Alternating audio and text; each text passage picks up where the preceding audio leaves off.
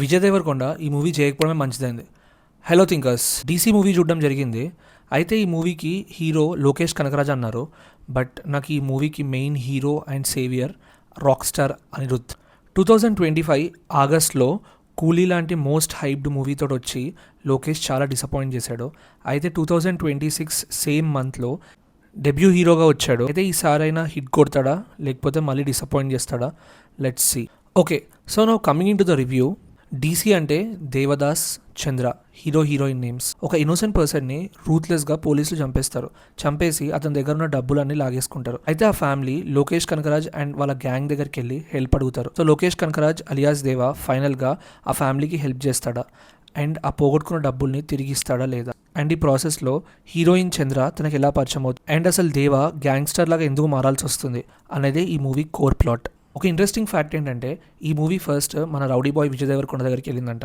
అయితే కింగ్డమ్ మూవీలో బిజీగా ఉండడంతో విజయ్ దేవరకొండ ఈ మూవీ చేయలేదు. ఆ పర్సనల్ ఒపీనియన్ ఏంటంటే విజయ్ దేవరకొండ ఈ మూవీ చేస్తుంటే అంత ఇంపాక్ట్ ఉండేది కాదనిపించింది. మనం చాలా గ్యాంగ్స్టర్ మూవీస్ చూసే ఉన్నాం తెలుగులో అండ్ తమిళ్లో. బేసిక్గా ఈ మూవీకి చాలా ఫ్రెష్ ఫేస్ కావాలి and Lokesh Kanagaraj debut movie కావడంతో హీరోగా చాలా పర్ఫెక్ట్గా సెట్ అయ్యాడు ఈ మూవీకి. స్టోరీ పరంగా చూసుకుంటే ఇది ఒక revenge story and routine screen play.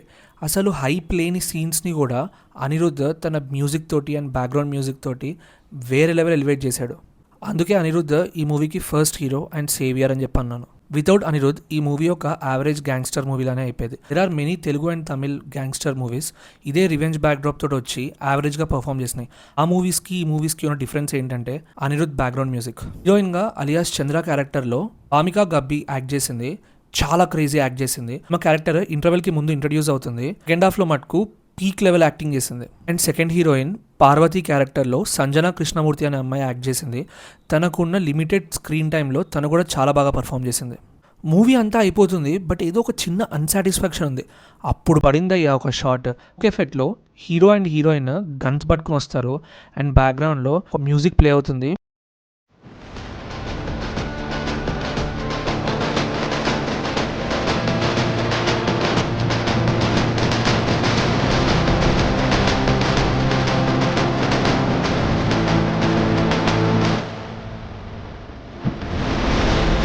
Short of the movie అనుకోవచ్చు.